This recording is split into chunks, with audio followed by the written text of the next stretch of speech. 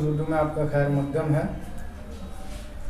اس وقت ملک میں ایک سیاسی اور غیر سیاسی تنظیم مسلمانوں کو خاص طور سے نشانہ بنا رہی ہے، کبھی لو جہاد کے نام پر، تو کبھی گھر واپسی کے نام پر، تو کبھی 3 طلاق، تو کبھی NRC CAA، اور اب یہ لوگ حجاب کی مخالفت کر رہے ہیں۔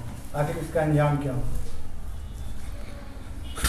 ملک کی جو صورتحال ہے وہ اہل علم و دانش سے جو باشعور حضرات ہیں ان سے پوشیدہ نہیں ہے۔ وہ دیکھ رہے ہیں اور اس بات کو محسوس بھی کر رہے ہیں کہ جو کام ہونا چاہیے وہ کام نہیں ہو رہا۔ برسر اقتدار جو پارٹی ہے اسے ترقی کے لیے، لوگوں کی ملازمت کے لیے اور دوسرے عنوانات پر، جن عنوانوں پر اس نے لوگوں سے ووٹ مانگا تھا اس پر اس نے کوئی کام نہیں کیا۔ ملک کی بہت سی ایسی چیزیں جس کا نجی کرن کر دیا انہوں نے، مختلف کمپنیوں کو دے دیا، اور آج جو حالت ہے مہنگائی ہمارے سر چڑھ کر بول رہی ہے۔ یہ وہ چیزیں ہیں کہ اگر یہ مذہبی بنیادوں پر لوگوں کو آپس میں نہیں ٹکرائیں تو حقیقت کی طرف لوگ بڑھیں گے، اور وہ یہ سوال کریں گے کہ آپ نے جو اپنے حکومت کے زمانے میں آپ نے کیا کیا ہے؟ آپ کا اتنا لمبا عرصہ ہے، یہ دوسرا ٹرم چل رہا ہے، تو آپ نے کیا کیا ہندوستان کے لیے، یہاں کے بسنے والوں کے لیے کیا کیا ہے؟ مہنگائی بڑھتی چلی جا رہی ہے، اور نہ جانے کن کن چیزوں کو انہوں نے، بہت سی چیزوں کو جو تفصیل کا موقع نہیں ہے، انہوں نے کرائے پر نجی کمپنیوں کو دے دیا ہے۔ اور جو نظم و انتظام کا معاملہ ہے وہ ایسا ہے کہ لڑکیاں، خواتین خود کو غیر محفوظ محسوس کر رہی ہیں۔ اس طرح کی رپورٹیں آ رہی ہیں سب طرف سے، اور یہ چیزیں لوگوں کے سامنے ہیں۔ اب ان حالات میں الیکشن سے پہلے ان کے لیے اس کے علاوہ کوئی چارہ نہیں ہے کہ مذہبی بنیادوں پر لوگوں کو الجھا دیں، تاکہ جو حقیقت ہے، جو ضرورت ہے، اس کی طرف لوگ نہ بڑھ کر دوسری سمت میں بڑھ جائیں۔ کچھ اوباش قسم کے لوگ انہیں میسر ہو جاتے ہیں یا انہیں یہ تیار کر لیتے ہیں، انہیں چھوڑ دیتے ہیں، اور یہ اس طرح کے موضوعات کو اچھال کر، اور پھر اس پہ جو ہے جو صورتحال ہے آپ لوگ دیکھ رہے، اور دنیا بھی دیکھ رہی ہے، محسوس کر رہی ہے کہ غیر ضروری چیزوں کی طرف لوگوں کو الجھا کے رکھنا اور ضرورت جو لوگوں کی ہے اس کو نہ کرنا، یہ موجودہ حکومت کی کارکردگی ہے، اسے ہم آپ محسوس کر رہے ہیں۔ کیا حجاب عورتوں کی ترقی میں رکاوٹ ہے؟ اس پر آپ کیا کہنا چاہیں؟ حجاب کی جہاں تک بات ہے تو حجاب عورتوں کی ترقی میں رکاوٹ کبھی نہیں رہا ہے اور آج بھی نہیں ہے۔ یہ بتایا جا رہا ہے کہ حجاب عورتوں کی ترقی میں رکاوٹ ہے، لیکن آپ یہ دیکھیں کہ کالج میں جو لڑکیاں احتجاج کر رہی ہیں، اپنے حقوق کو طلب کر رہی ہیں، وہ سب حجاب میں ہیں، اور الحمدللہ وہ کالج میں پڑھنے والی بچیاں ہیں۔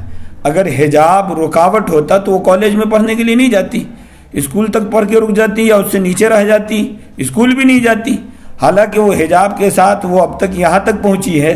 اب یہ ہے کہ انہیں یہ پریشانی ہے کہ حجاب کے ساتھ اگر لڑکیاں اوپر تک جاتی ہیں تو جو الزامات میڈیا کی طرف سے، جو پروپیگنڈے ہیں کہ حجاب رکاوٹ ہے تعلیم میں، ترقی میں، تو یہ پروپیگنڈا جھوٹا ثابت ہوگا، اور جھوٹا ثابت ہو رہا ہے۔ آپ دیکھیں کہ نوبل قسم کے پرائز فٹ بال وغیرہ میں دوسرے ممالک کی خواتین نے پردے کے ساتھ اس کام کو کر کے اور بڑے پرائز حاصل کیے ہیں، انہوں نے جو عالمی پیمانے کے پرائز ہیں، اس طرح کے انعامات ان لوگوں نے حاصل کیے اور پردے کے ساتھ انہوں نے اپنا کام کیا۔ تو پردہ کسی چیز میں رکاوٹ نہیں ہے، بلکہ اسے رکاوٹ ثابت کرنے کی کوشش کی جا رہی ہے۔ ہمیں موقع دے کے دیکھیں، ہماری بیٹیوں کو موقع دے کے دیکھیں، الحمدللہ یہ لوگ محنت کر رہی ہیں، تعلیم حاصل کر رہی ہیں اور پردے کے ساتھ کر رہی ہیں۔ مسکان نے جس دلری کا مثال قائم کیا ہے، اسے دیکھتے ہوئے ان طالب علموں کو آپ کیا کہنا چاہیں گے جو حجاب کا استعمال نہیں کرتے؟ دیکھیے، وہ لوگ جو کلمہ لا الہ الا اللہ محمد الرسول اللہ پڑھنے والے ہیں، چاہے ہمارے بچے ہوں، چاہے ہماری بچیاں ہوں یا ہم ہوں، ہمارے لیے قرآن پاک اور آقا و مولا صلی اللہ علیہ وسلم کی تعلیمات اصل ہے۔ ہم نہیں کہیں گے، بلکہ قرآن پاک اللہ کا حکم ہے پردے کا، اللہ کے نبی صلی اللہ علیہ وسلم نے پردے کی تعلیم دی ہے، اسلام کا شعار ہے پردہ، تو ہم نہیں کہیں گے، اسلام انہیں پردہ کے لیے کہتا ہے، اور اسلام اگر مسلمان ہیں تو یہ کہا جائے گا کہ آپ پردہ کریں، ہر حالت میں جو لازمی پردہ ہے اسے استعمال کریں۔ علماء دین آج متحد نہیں ہے اور نہ ہی وہ اپنی آواز حکومت تک پہنچا پا رہے ہیں، جس کا نقصان مسلمانوں کو ہی ہو رہا ہے۔ ایک وقت تھا جب علماء نے اپنی جان و مال کی قربانی دے کر ملک کو آزاد کرایا تھا، لیکن آج حکومت پر ان کی کوئی پکڑ نہیں ہے سوائے چند دانشوروں کے۔ کیا ہر فرقے کے عالم دین ایک ساتھ متحد ہو کر حکومت سے باز پرس نہیں کر سکتے؟ علماء کرام آزادی کے بعد سے تسلسل کے ساتھ الحمدللہ اس کام کو کر رہے ہیں۔ جب جہاں ضرورت پڑتی ہے تو حکومت سے سوال بھی کرتے ہیں، مگر مسئلہ یہ ہے کہ موجودہ حکومت جو ہے وہ کسی سوال کا صحیح جواب دینا جانتی نہیں ہے، اور نہ ہمارا جو موجودہ حکمراں ہے اس کے اندر یہ صلاحیت ہے کہ وہ کسی سوال کا جواب دے سکے۔ اسے چند رٹے رٹائے عنوانات ہیں جس پر یہ کام کر رہے ہیں۔ ان کی کوشش یہی ہے کہ ملک میں مذہبی منافرت پھیلائی جائے اور اپنے حکومت کو مستحکم کیا جائے۔ مذہبی منافرت کی بنیاد پر یہ حکومت کر رہے ہیں، اور یہ ہم بھی جانتے ہیں، آپ بھی جانتے ہیں۔ جہاں تک علماء کے متحد ہونے کی بات ہے، الحمدللہ جب ایسا وقت آتا ہے تو علماء سر جوڑ کر بیٹھتے ہیں۔ جمعیت علماء ہند نے اجمیر میں پروگرام کیا، حضرت علامہ توقیر رضا خاں صاحب، دیگر تمام مسالک کے لوگ، اور میرا خیال ہے کہ ہندوستان کی ساری بڑی خانقاہوں سے جو ہے وہاں کے سجادہ نشین یا ان کے جو ہے ان کی طرف سے جو ہے افراد شریک ہوئے۔ دہلی میں پروگرام کیا جمعیت علماء ہند نے ٹالکٹورا اسٹیڈیم میں، وہاں بھی تقریباً تمام مسالک کے لوگوں کو جمع کیا اور سبوں نے اپنی بات رکھی۔ تو وقت پڑنے پر ہم متحد بھی ہوتے ہیں۔ نظری اور فکری اختلافات یہ زندہ قوموں کی علامت ہے، یہ کوئی بہت بری چیز نہیں ہے۔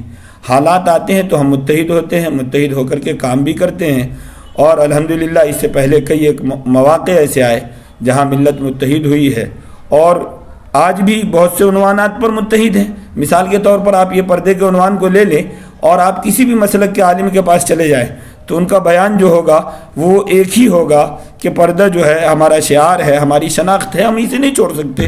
تو ہم متحد ہیں الحمدللہ۔ اب یہ ہے کہ نظری فکری اختلافات ہیں وہ رہیں گے، اور یہ زندہ قوموں کی علامت ہے۔